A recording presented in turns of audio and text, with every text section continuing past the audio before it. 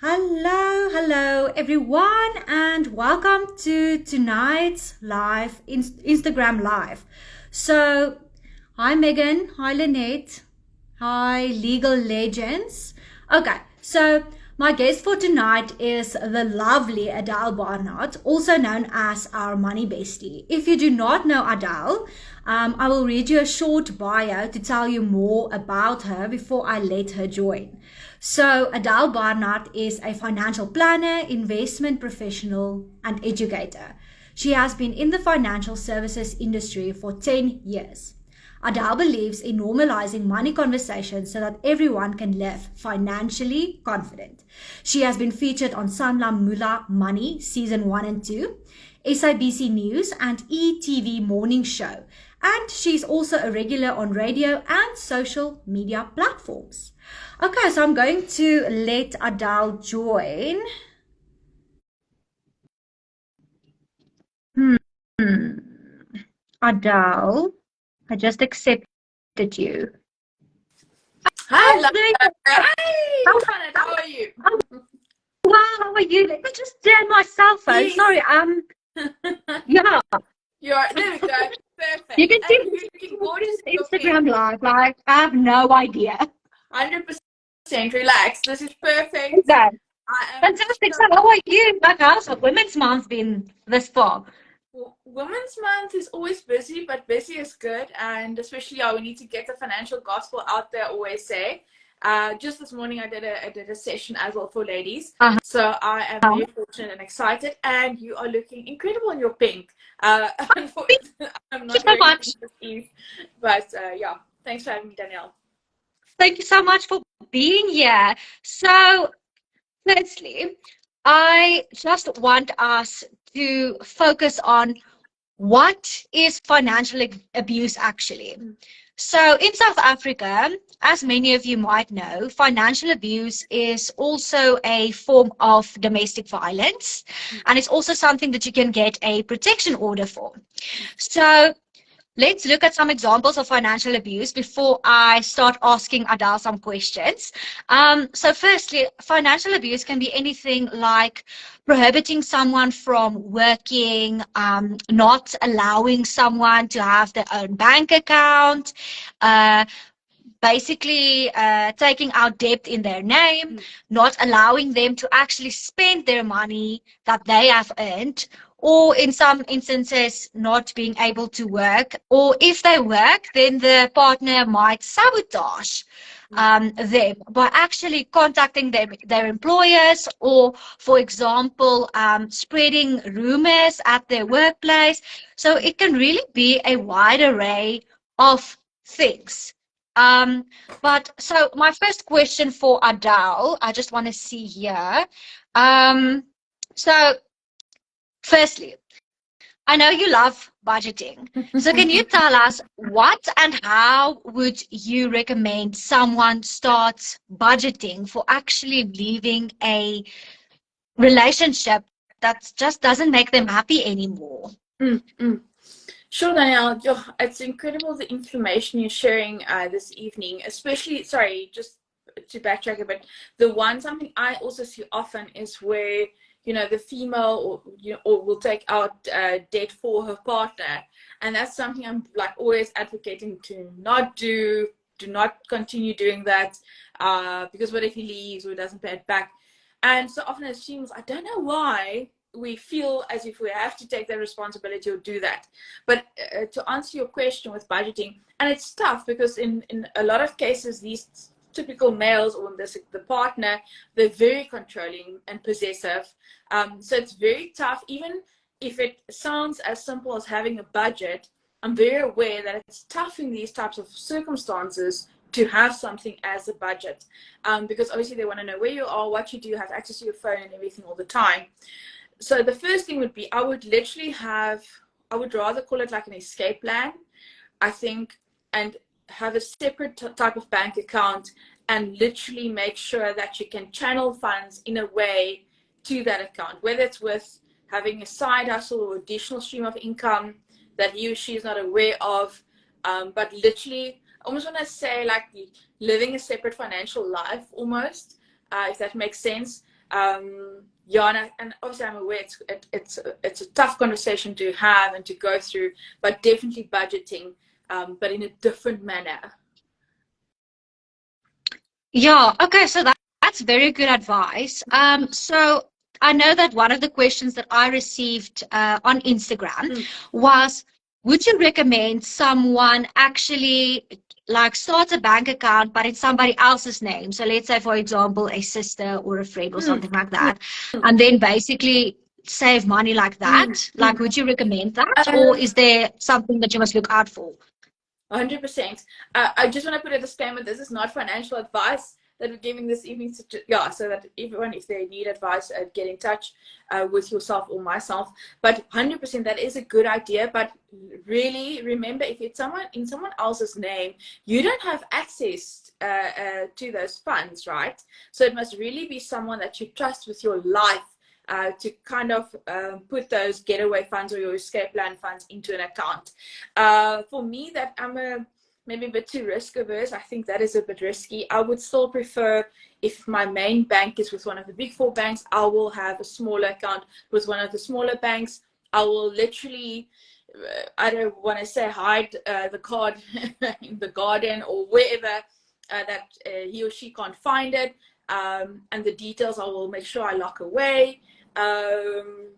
Yes, I would. Sorry, the answer is it's not a bad idea, but the problem is when things go sour.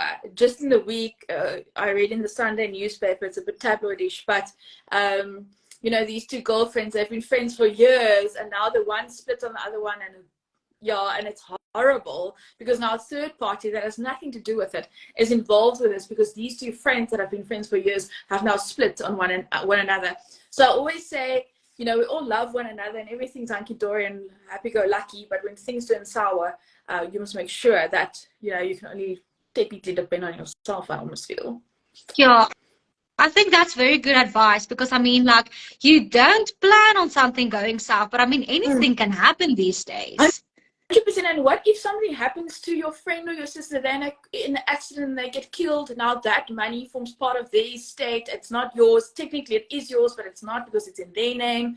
So as long as you can be in control of it as far as possible, I think that is the best route to go. And I think also what's part of the education or the conversation is it's not an overnight process. Because so often, just on Twitter last night, I read this couple, they've been together for years and they've got assets together, and now all of a sudden, he wants to opt out or leave her or however, and now everyone's voting in the poll who can keep the apartment, because he doesn't want to leave and she doesn't want to leave the apartment, and that's why even in today's time, as millennials or Gen Z or however, we do things differently. We don't just run to get married initially or however. And I think that's where it's also important to look after yourself, your financial well-being, your assets and everything from the get-go. If there's no formal, procedure document in place, sorry. And on that note, actually, also just want to mention for those people listening, in South Africa, we don't have common law marriages.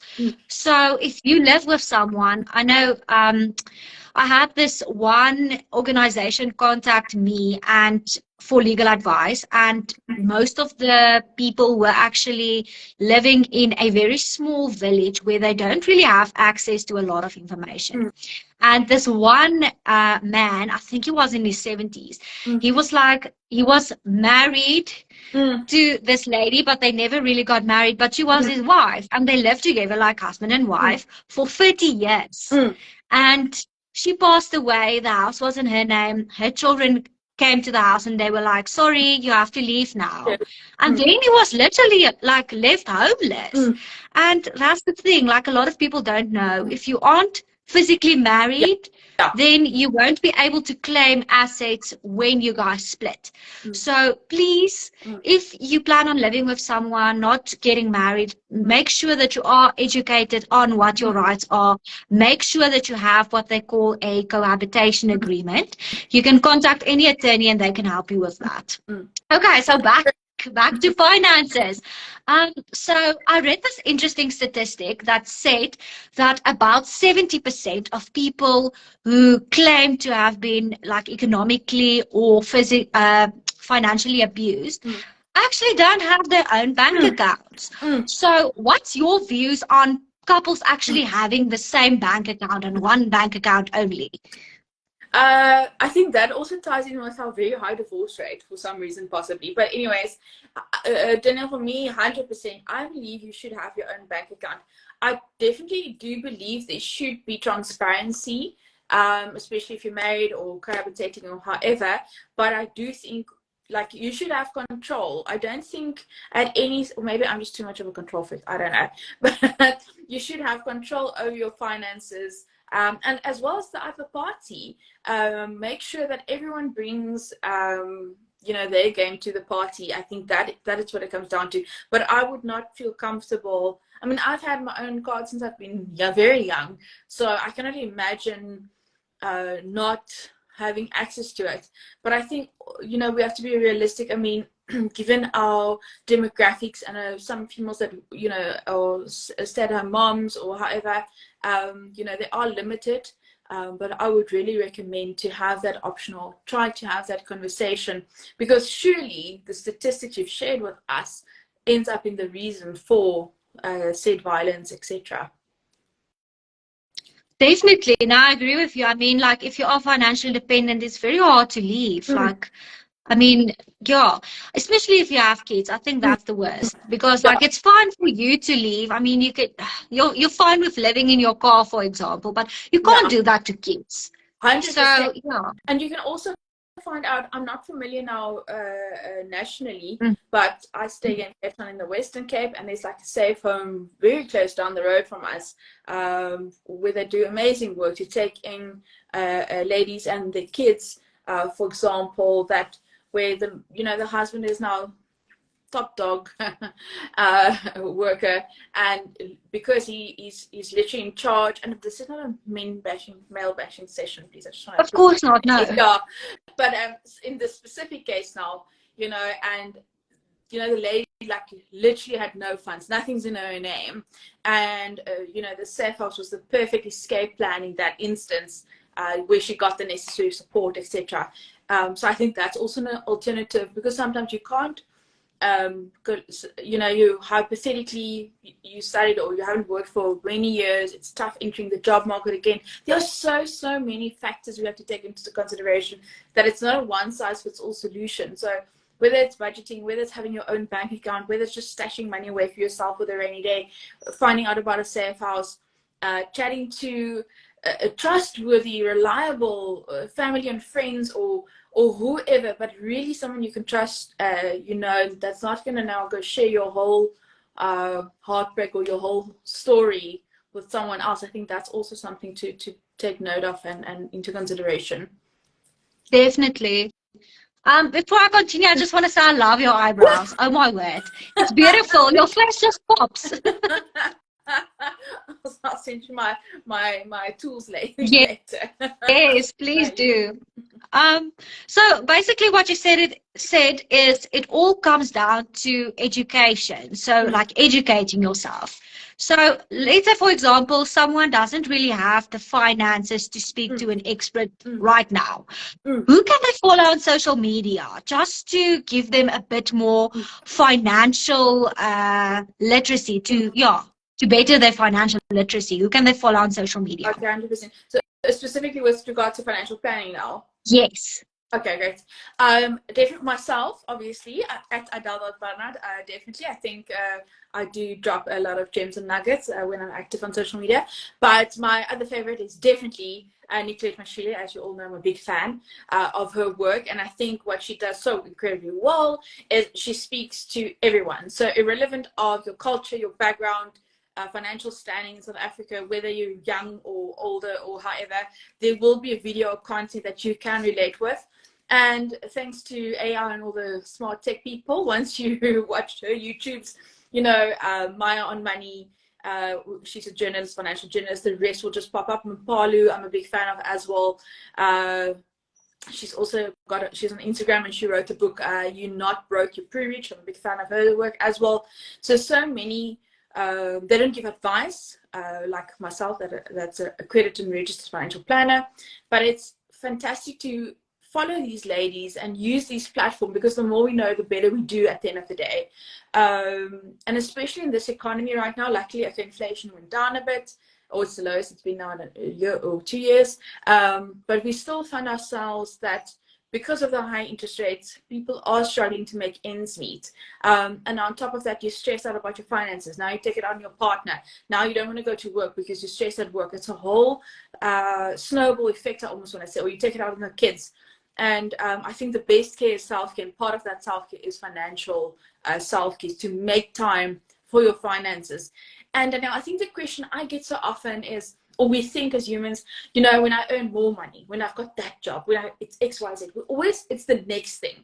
The other day I was at an event and I said, 10 years ago, I dreamed to earn X, Y, Z amount. And you're like, okay, no, but it must be now more. And I once did, was a good friend of mine, which you also know, Melissa Lane, on her podcast. I said, we need to know how to work with 10 Rand or 100 Rand. Because the concept is the same. She's like, what do you mean? How is the concept the same? It's not the same. I was like, no, because the more money you have, the bigger your responsibility becomes. So in essence, the concept is the same, because we need to be in charge of our needs and our wants.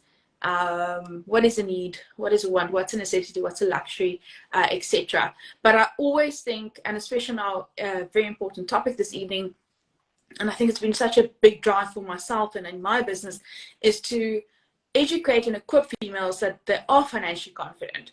Because a male individual would just say yes and they'll do it, or they'll get someone from the boys club to assist them, or however. But as a female, we're way more reluctant, scared. We overthink.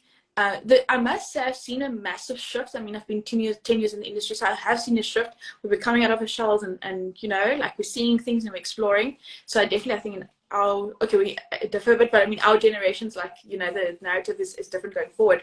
But definitely to have these conversations, and in today's time, I mean, you and myself, we're having this live, we're going to save the content, it's out there.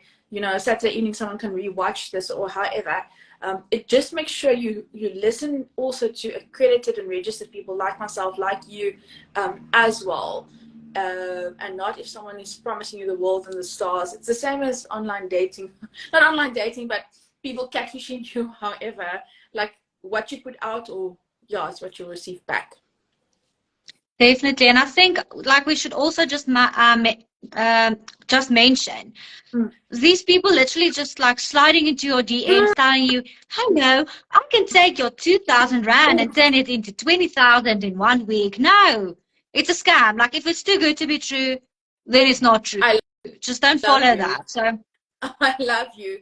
And nothing grates me more. And I've had so many fake profiles created with my pictures and the likes of these Bitcoin and crypto scammers. And for the life of me, it annoys me. And especially on TikTok, I see it's a new trend now as well. If this person made so much money, why on earth would they tell you about that? It's not human nature to share, info like that. You're going to keep to yourself, because that is literally human nature. So, and it upsets me such a great deal now, because many years ago, I was at an event, like a Forex event that I attended. And I think the worst part for me was because given our economy, even at that time, with a high unemployment figure, people are looking for solutions. They're looking for alternatives to whether it's just surviving, making ends meet, additional income stream, possibly leaving that relationship I don't like, possibly leaving my job I'm unhappy in. People are really looking for rock solid solutions. And then said companies or said people or bots or scammers or whatever come in and say, oh, I'm going to promise you the sun, the moon, and the stars. And the other problem that it is, they use famous people as well to give it credibility without their consent. And I had a client once that because some rugby player or coach or something, there was a fictional video of him where he was never part of it. And he lost lots of money because he's like, no, this person did it, so it must be fine. And I'm like, yeah, why would they lie to me? 100%. So I think in this age, we're very fortunate to have access to all these platforms, but at the same time, to be very cognizant. So I'll always tell my parents as well, I make this joke today with them still, but way back, you know, when we just moved to cell phones and the likes, or email, I'll be like, if a long lost cousin from the UK or someone like you're in their will, or you won lotto, or cousin wants to send you money, you did not. It's a scam. Don't click on anything, don't reply on anything, delete immediately. So it's still a running joke today in the family still, that don't click on anything. Respond. Yeah, and it's like that SMSs that like all of us have received an SMS that says you have won this competition, Yeah. and then you're like, but I didn't enter any competition. Yeah. And fraud is so rife and prevalent, especially with the banks as well. Be very vigilant with your funds, your monies. That's also part of financial self-care. And check your bank statements, check all your savings account, check your credit cards. I cannot stress that enough, Danielle. I don't know if it's probably due to my line of work, I'm assuming, but I check everything religiously. Last night I bought something at the shop on my way home from work. And I was like, hey, but this price, it's not right. It was X amount. And she's like, what? How did you pick that up? I was like, no, I watch everything. If it's a 1 rand or 4 rand, I make sure. And then I just asked if she has to pay in for it or whatever. She's like, no. So I was like, okay, that's fine. Then I want the price it said. Because we're not woke enough. I think we just assume. And that's also part of, you know, we just assume. The other day I was at an event and someone asked me a question and I was like, no, but that advice you got's not right. Applicable. It wasn't the correct solution, the advice given, unfortunately. And the person was like, no, but the broker said that. And that's what I thought and believed. And I'm like, did you not question that person for 1 second? Did you not get a second or a third opinion? It's like, no, and I think that's also a bit problematic, because we just go with the answer that we receive. And so often I encourage that go get a second opinion, go get a third opinion. And whether it's with finances, legal encounters, medical, sometimes we don't always have the funds, but we can ask someone that we know, because we all know someone that knows someone, you know, that can sort us out. Yeah, and there's so many like free organizations actually 100%. that can also assist you.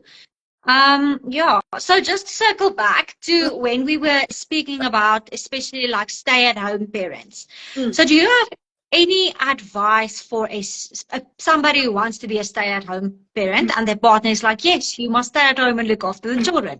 I know, for example, there was this one lady and she said something very interesting. She said before she is actually going to like quit her job and start staying at home with the kids, she wants a written undertaking that her husband will pay her retirement annuity every month and put money away in a savings account for her, which is, I think, great, because I mean, if you were working, you would have been like contributing to your retirement annuity, you would have been saving, which you can't do because you're not working now, you're looking after the children, which is also very important.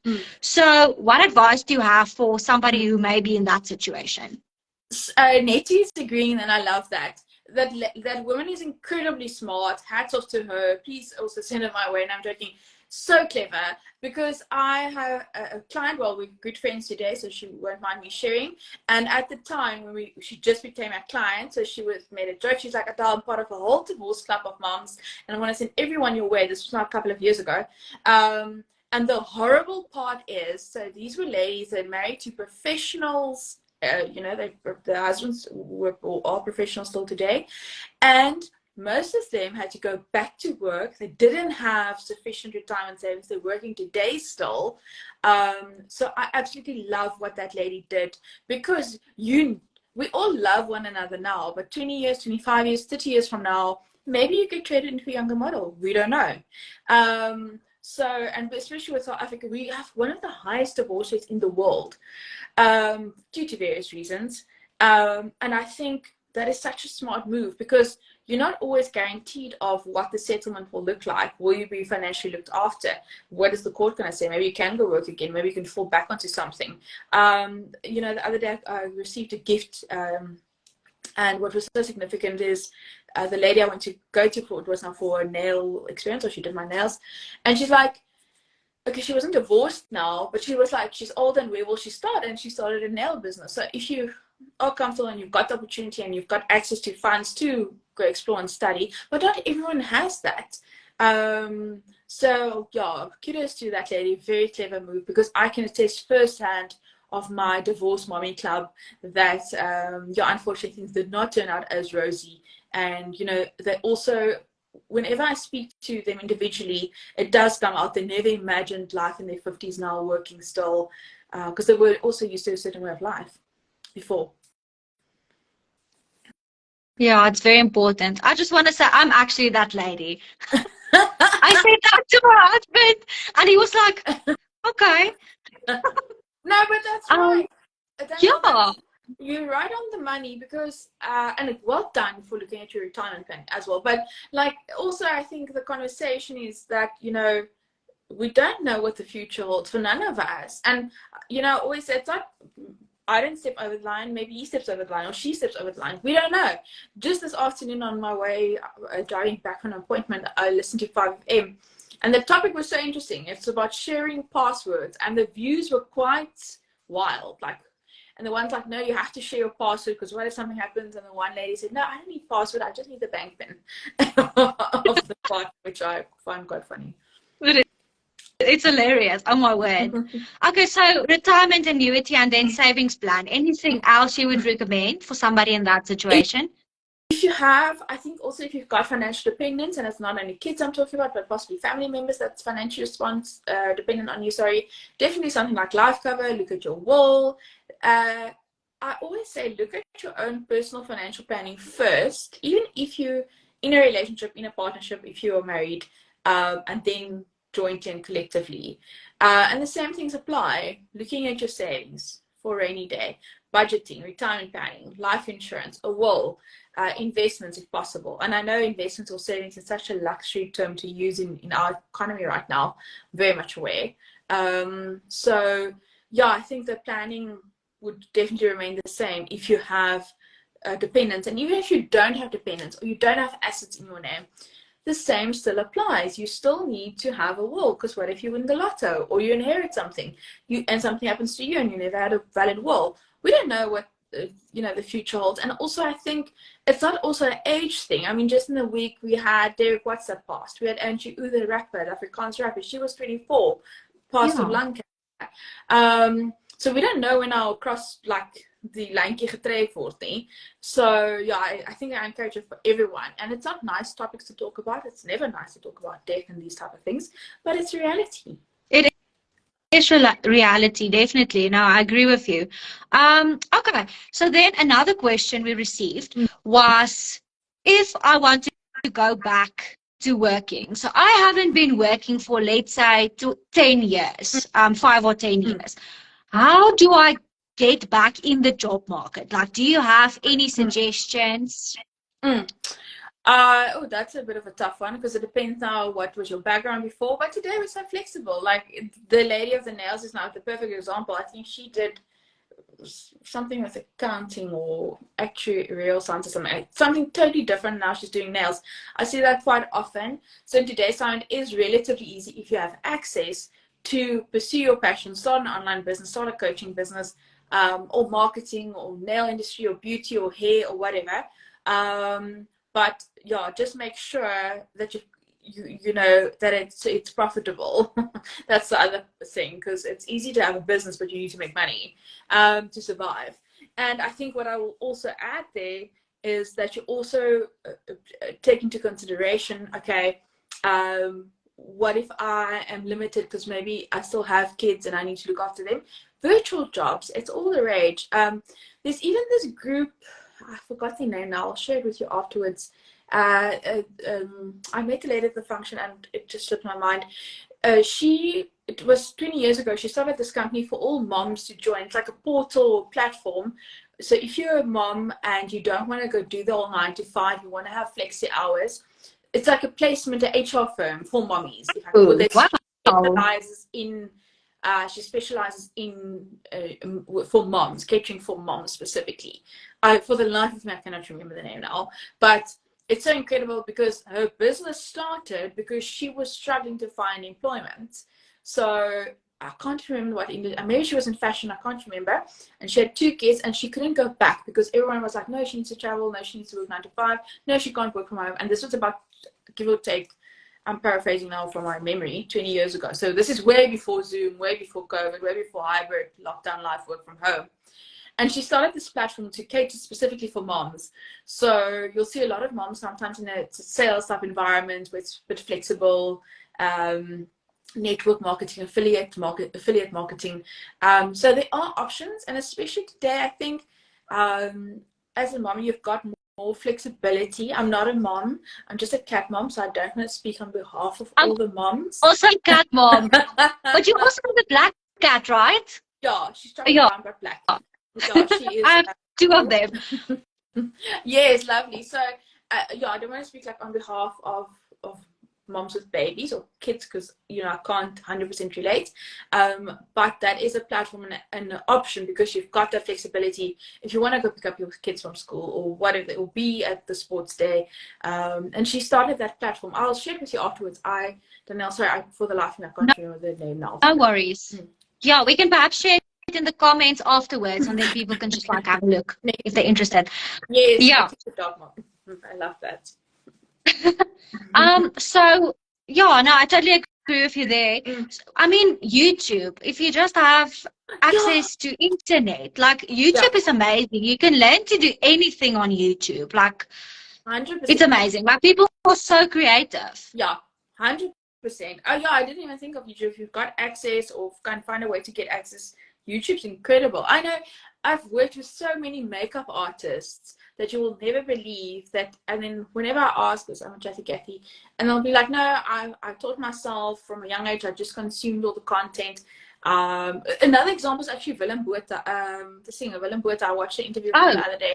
And he said he started, and that's the other problem with us here as individuals. We now see this person, we're like, oh, they're so successful, it looks like it's overnight. He was on Minky. And then he said, no, he started years ago when his friends went out or played rugby or whatever they did.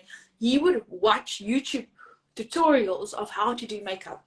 Wow. Is incredible. But but yeah, just it goes to show like you can teach yourself if you're open and willing to it. And obviously you've got the resources. Definitely. I mean, like, just to mention another example, I know there was this one lady on Facebook on this one group that mentioned she's really good at like applying makeup. She's not a makeup artist, but she's really good at what she does. So what she'll usually do is she has like older ladies that contact her who don't really want to like also be professionals in makeup, but they just want to know like, which eyeliner should I use? Which blush should I use? Yeah. So then she just like has a Zoom meeting with them. They pay her like 500 Rand and she shows them how to do makeup with the makeup they already have at home. I mean, that's brilliant. It's so unique and it works. Yeah, it's a lot of money. Yes. So that's incredible. Yeah, it's wonderful. So I think actually we've like answered all the questions, but I just have one more for you to end off this live. So what is your definition of an empowered woman? Last night she threw a question on me on radio. Now you're doing another one. An empowered woman is comfortable and confident with who she is, with all her flaws, whether it is not in her ideal weight, whether it's not knowing everything, whether it's still being a bit unsure about life or figuring everything out, but you're content, you're comfortable, and you're confident. I love that. It's beautiful. You're keeping me on my toes, eh? It's necessary. But Adele, thank you so much for joining me on this live. It was super nice chatting to you, and we must do this again. Please. It was so lucky. I can't wait. And thanks so much for having me and sharing your time and this opportunity in your community with me. I really appreciate it from the bottom of my heart. And you and I will chat soon. Take care. Have a beautiful Thursday. We will. You as well. Bye. Bye.